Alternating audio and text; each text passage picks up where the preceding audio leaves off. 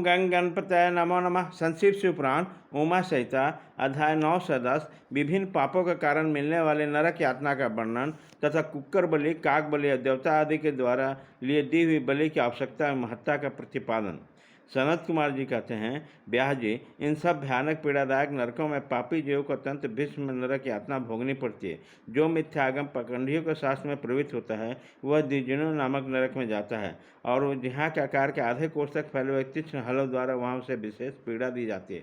जो क्रूर मनुष्य माता पिता और गुरु को डांटता है उसके मुंह में कीड़ा से युक्त बिस्टा ठूस कर उन्हें खूब पीटा जाता है। जो मनुष्य शिव मंदिर, बगीचे, बावड़ी, कूप, चढ़ाव, ब्राह्मण के स्थान को नष्ट भ्रष्ट कर तथा स्वेच्छानुसार रमन करते हैं वह नाना प्रकार के भयंकर कोल्हू आदि द्वारा पैरों पकाए जाते हैं तथा प्रलय काल पर्यंत नरक की अग्नि में पकते रहते हैं। पर स्त्रीगामी पुरुष उस रूप में व्यभिचार करते हुए मारे पीटे जाते हैं। पुरुष अपने पहले जैसे शरीर को धारण करके लोहे की बनी हुई खूब तपाई हुई नारी का गाल आलिंगन करके सब ओर से जलते रहते हैं। वह दुचारणी स्त्री का गाल आलिंगन करते और रोते हैं। जो सत्पुरुषों की निंदा सुनते हैं उनके कानों में लोहे या तांबी आदि की बनी हुई कीर आँखों में खूब तपाकर भर दी जाती है। इसके सिवा जस्ते, शीशे और पित्तल को गलाकर पानी के समान उसके कान में भरा जाता है। फिर बारंबार गर्म दूध और खूब तपाया हुआ तेल उनके कानों में डाला जाता है। फिर इन कानों पर ब्रश का असर लेप कर जाता है। इस तरह उनके कानों में उपयुक्त वस्तुओं से भरकर उनके नरकों में यातनाएं दी जाती हैं। क्रमशः सभी नरकों में अवसा भी यातनाएं जाती है और सभी नरकों की यातनाएं बड़ा कष्ट देने वाली होती हैं। जो माता पिता के प्रति भौवें टेढ़ी करके अथवा उनकी ओर उद्दंडतापूर्वक दृष्टि डालते हैं, हाथ उठाते हैं, उसके मुख को अंत तक लोहे के कीलों से दृढ़तापूर्वक भर दिया जाता है। जो मनुष्य लुभाकर स्त्रियों की ओर अपलक दृष्टि से देखते हैं उनकी आंखों में तपाकर आग के समान लाल की ओर सुइया भर जाती है। जो देवता, अग्नि, गुरु तथा ब्राह्मणों का अग्रभाग को निवेदन किए बिना ही भोजन कर लेता है उसके जिह्वा और मुख में लोहे के सैकड़ों कील तपाकर ठूस दी जाती है।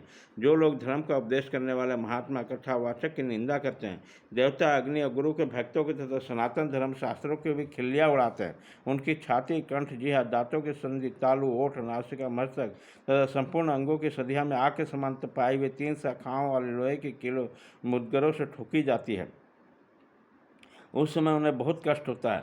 तत्पश्चात सब ओर से उनके घावों पर तपाया हुआ नमक छिड़क दिया जाता है।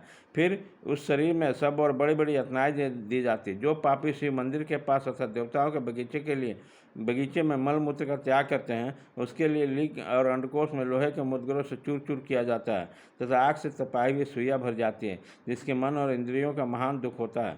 जो धन रहते हुए भी तृष्णा के कारण उसका दान नहीं करते हैं और भोजन के समय घर पर आए हुए अतिथि का अनादर करते हैं वो पाप का फल पाकर अपवित्र नरक में गिरते हैं। जो कुत्तों और गौओं को उनका भाग अथवा बलि न देकर स्वयं भोजन कर लेते हैं उसके खुले हुए मुंह में 2 कीड़े ठोक जाते हैं। यमराज का मार्ग का अनुसरण करने वाले जो श्याम और सबल सांवला चितकरे नामक 2 कुत्ते हैं, मैं उनके लिए अन्न का भाग देता हूँ, वे ही इस बलि को ग्रहण करें। पश्चिम, वायव्य, दक्षिण और नैऋत्य दिशा में रहने वाले जो पुण्यकर्मा कौआ हैं वे मेरी इस दी हुई बलि को ग्रहण करें। इस अभिप्राय के 2 मंत्र से क्रमशः कुत्ते और कौवे की बलि देनी चाहिए। जो लोग यत्नपूर्वक भगवान शंकर की पूजा करके विधिपूर्वक अग्नि में आहुति देकर शिव संबंधी मंत्रों द्वारा बलि समर्पित करते हैं वो यमराज को नहीं देखते हैं और स्वर्ग में जाते हैं। इसलिए प्रतिदिन बलि देना चाहिए। एक चौकोर मंडप बनाकर उसे गंध आदि का अधिवासित करें। फिर ईशान कोण में धन्वंतरी के लिए और पूर्व दिशा में इंद्र के लिए बलि दें, दक्षिण दिशा में यम के लिए, पश्चिम दिशा में सुक्षोम के लिए और दक्षिण दिशा में पितरों के लिए बलि देकर पुनः पूर्व दिशा में अरिमा को अन्न भाग अर्पित करें। द्वार देश में धाता और विधाता के लिए बलि करें। तदंतर कुत्तों को स्वामी, पक्षियों के लिए भूतल पर अन्न डाल दें। देवता, पितर, मनुष्य, प्रेत, भूत, गुहाग, पक्षी, कृमि और कीट ये सभी गृहस्थ अपनी जीविका चलाते हैं